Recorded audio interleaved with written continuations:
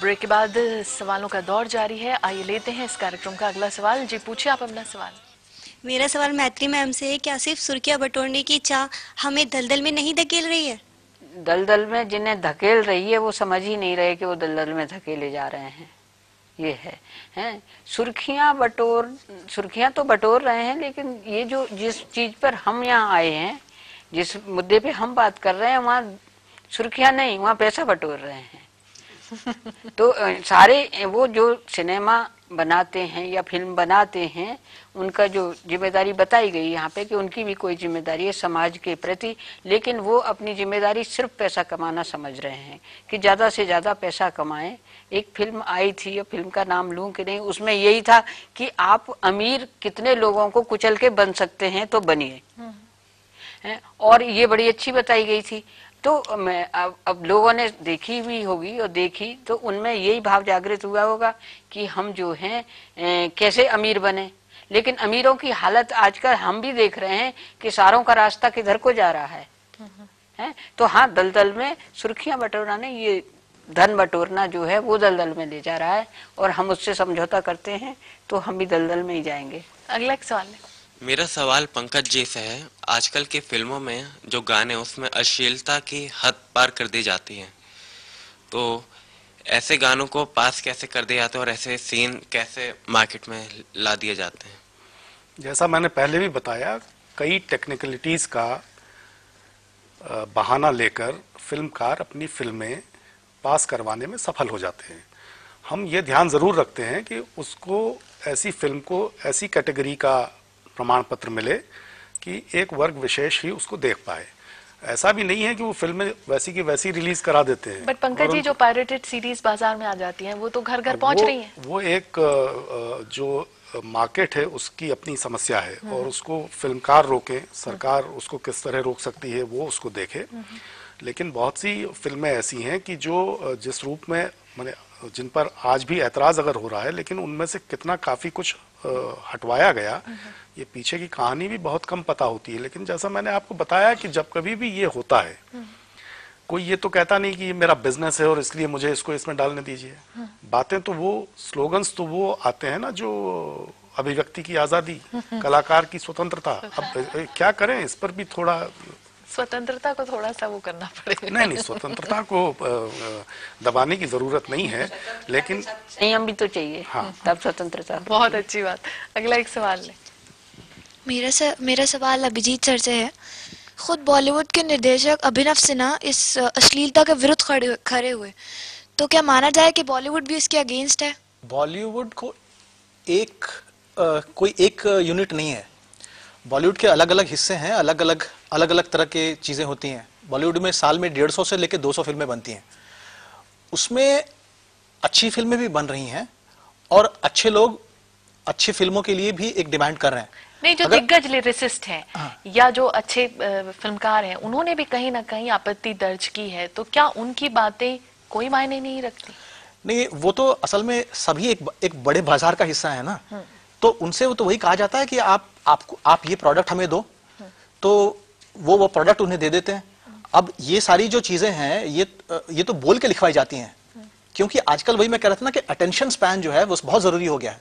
आजकल आदमी 150 television channels के बीच में आदमी चाहता है कि किसी तरह से 15 सेकंड के अंदर एक ऐसा गाना को जैसा मिल जाए कि लोगों के जबान पे चढ़ जाए, लोगों को उसमें है। और ये शॉर्टकट लोग बनाते हैं। ये डीके बोस जो है एक शॉर्टकट है, क्योंकि लोग जानते हैं कि एक अच्छा गाना चढ़ने में और ये में समय लगता है। आप इस तरह के थ्रू से, जैसे एक और भी गाना है कि मैं हूं ताजा मटन, ये मेल बॉडी को एक तरह से बेचने की बात है। ये एक नया चीज आया है। तो ये सब जो चीजें हैं ये शॉर्टकट हैं, पर शॉर्टकट जो है बहुत जल्दी से जबान पे चढ़ते हैं। तो ये सारी जो गाने हैं ना, ये वक्त के प्रतिबिंब है कि हमारे पास समय कम है, और हम ऐसे इंसान हो गए हैं कि हम जो भी हमें फास्ट मिलता है वो हम ले लेते हैं।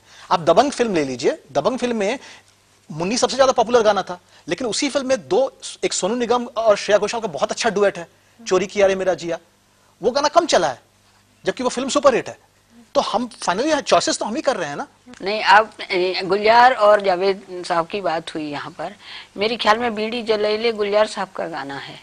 उस गाने के लिए आपकी क्या राय है? डबल मीनिंग तब का तो वो भी है। अब मेरी व्यक्तिगत राय तो यही है कि इस तरह के गाने लिखे ही नहीं जाने चाहिए, लिखने के स्तर पर ही नहीं लिखना चाहिए। मुझे भी ऐतराज हुआ। जैसे अभी इन्होंने बताया, हाँ। बताइए, देह का अपना एक सौंदर्य है, उसकी अपनी एक भाषा है, उसकी अपनी एक लय है, उसकी अपनी संवेदनाएं हैं।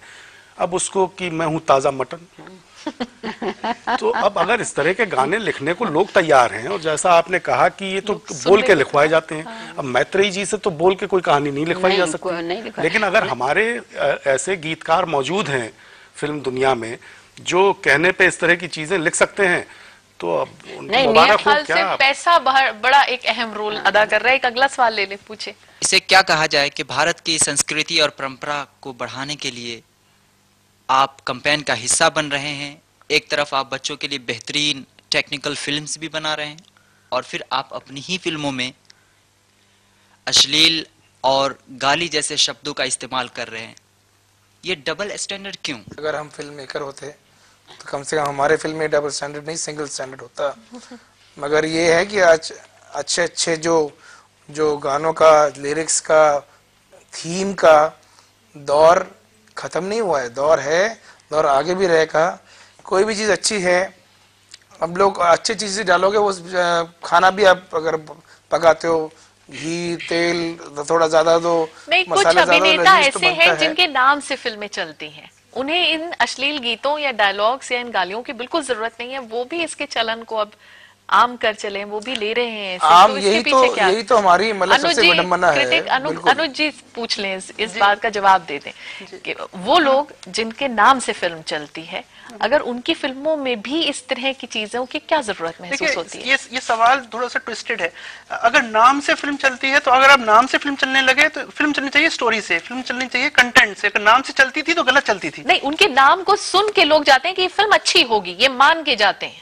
नहीं, वो फिल्म नहीं, इस तरह की फिल्म में तो मिसयूज, अगर वो गलत नहीं फिल्म नहीं है, अच्छी हुई तो नाम पे गए, तो ये तो एक तरह से मिसयूज होता था पहले कि सिर्फ ये जो है पात्र प्ले नहीं करेंगे, ये अपने आप को प्ले करेंगे जाके, तो वो तो गलत था। अब अगर वो कैरेक्टर में जाते हैं और उस कैरेक्टर को इस तरह की भाषा का प्रयोग करना लाजमी है, मैं फिर यूज कर रहा हूँ वर्ड लाजमी है, ये नहीं कि आप किसी इफेक्ट के लिए वो भाषा का प्रयोग कर रहे हैं। अगर लाजमी है तो वो सही है, और उसकी परख करने के लिए सर है ये लाजमी है या जानबूझ के यूज किया जा रहा है। इस तरह के डिस्कशंस होते हैं मेरे ख्याल से सेंसर बोर्ड में, कि ये इफेक्ट के लिए भाषा यूज हो रही है या ये फिल्म में ऑथेंटिसिटी लाने के लिए काम हो रहा है, तो ये जानना बहुत जरूरी है। अगला आखिरी एक सवाल ले लें, पूछिए आप अपना सवाल। कई बार हम सोचते हैं कि इंटरटेनमेंट के लिए नहीं, क्विज कॉन्टेस्ट के लिए भाग ले रहे हैं, आखिर तक समझ में नहीं आता कि डायरेक्टर मूवी में कहना क्या चाहता है। प्यार का पंचनामा मूवी लेते हैं, तो इसमें स्टोरी कुछ ऐसे है कि लास्ट तक समझ में नहीं आता कि इस स्टोरी में है क्या, और मतलब डायरेक्टर क्या कहना चाह रहा है मूवी के अंदर, हमें मतलब कुछ भी इंडिकेट नहीं होता। यही मैं बताना चाह रहा हूँ कि ये हर जो वर्ग है उसके लिए सिनेमा नहीं बन रहा है। प्यार का पंचनामा ने बॉक्स ऑफिस पर एवरेज बिजनेस किया है, तो वो एक अलग वर्ग है जो ट्विटर फेसबुक जनरेशन जो है, जो 140 वर्ड में अपनी पूरी हार्ट फीलिंग्स को एक्सप्रेस कर देती है, ये वो जनरेशन है जो एक रोमांस से दूसरे रोमांस पर जाने में टाइम नहीं लगाती, जो नैन बड़ से गाती है, वो ये नहीं कहती कि अब जी कर क्या करेंगे, दिल तो टूट गया। तो वो एक नई जनरेशन है, उसके लिए वो जो सिनेमा सेगमेंटेड है, उसके लिए वो सिनेमा बन रहा है। वो मैं मानता हूं कि वो एक आम यूथ को वो फिल्म समझ में नहीं आती, उनकी समझ से परे है, लेकिन जब मल्टीप्लेक्स के लिए सिनेमा बनेगा तो सिंगल स्क्रीन थिएटर के लिए वो जो ऑडियंस है उसके लिए उनको आकर्षित करने का जो फिल्म मेकर्स में जो है वो अब उनको नहीं चाहते कि वो फिल्म्स में आए। बिल्कुल, सवालों के दौर को हम यही थामते हैं और चलते चलते आखिरी राय कि मनोरंजन के नाम पर फुहड़ता या अश्लीलता परोसे जाने को कैसे रोका जाए, स्वस्थ मनोरंजन को लेकर ऑडियंस को आकर्षित करने को लेकर क्या और किस तरह की कोशिशें की जा सकती हैं, क्या ऐसा ही चलता रहेगा? पंकज जी, आपकी आखिरी राय। नहीं, पूरी उम्मीद है कि ऐसा नहीं चलता रहेगा। अच्छी फिल्में भी बन रही हैं, खराब फिल्में ज्यादा बन रही हैं, अच्छे गीत भी आ रहे हैं, खराब गीत ज्यादा आ रहे हैं। समाज में जैसे जैसे जागरूकता बढ़ेगी, देखिए यहाँ का जो ऑडियंस है ये चिंतित है कि ऐसी फिल्में क्यों आ रही हैं, ऐसे गाने क्यों आ रहे हैं, आप चिंतित हैं, सब चिंतित हैं कि ये क्यों हो रहा है, तभी तो हम लोग इस बात की बहस कर रहे हैं।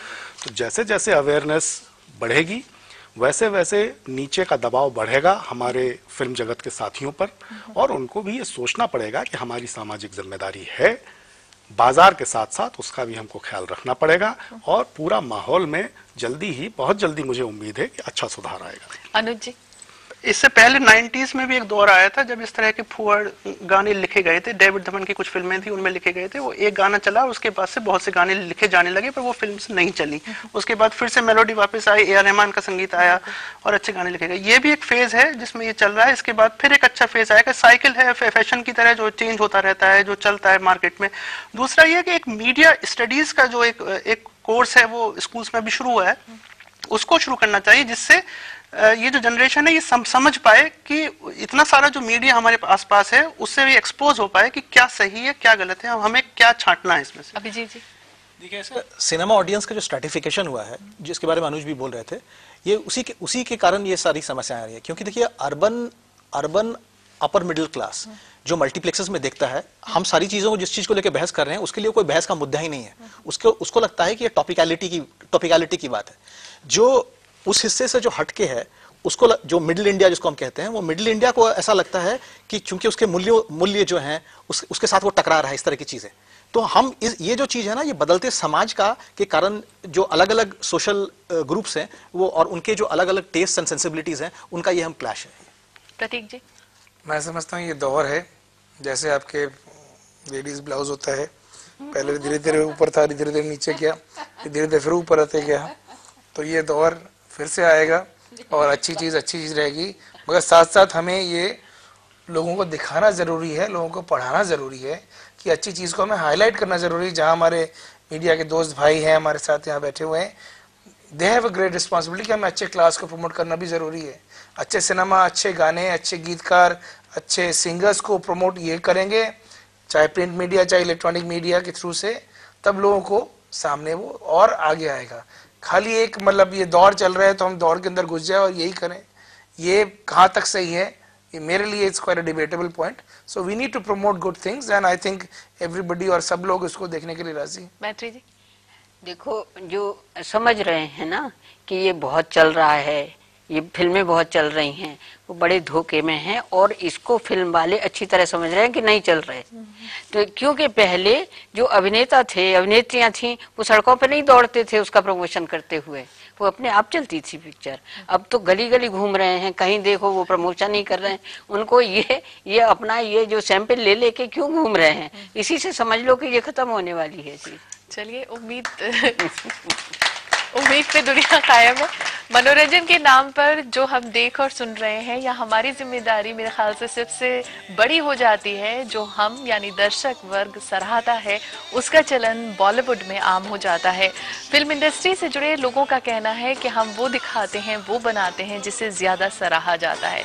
फिर आखिरी जिम्मेदारी तो हमारी और आपकी ही हो जाती है कि अगर हम इस फुहड़पन से खुश हैं तो आम भीड़ में शामिल हो सकते हैं, लेकिन अगर हम चाहते हैं कि हमारी संस्कृति, तहजीब, भाषा बदसूरत शक्ल इख्तियार ना करें, तो हमें आज ही ये फैसला करना होगा कि हम क्या देखें और क्या ना देखें। और चलते चलते बॉलीवुड की नज़र ये शेर ज़रूर करना चाहूँगी कि ये सोचना गलत है कि तुम पे नज़र नहीं, ये सोचना गलत है कि तुम पर नज़र नहीं, मसरूफ़ हम बहुत हैं पर बेखबर नहीं। इसी के साथ मैं अपने सभी पैनलिस्ट का बहुत बहुत शुक्रिया अदा करती हूँ कि वो यहाँ आए और इस चर्चा का हिस्सा बने।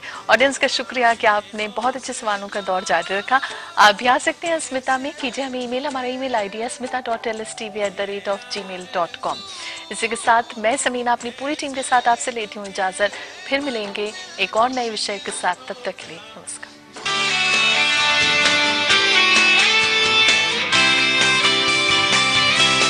वक्त बदल रहा है, बीता वक्त कुछ और था, आज का वक्त कुछ और है। हम लोगों ने पैराट्रूपिंग की है, माउंटेनियरिंग की है, हम लोग शूटिंग करते हैं।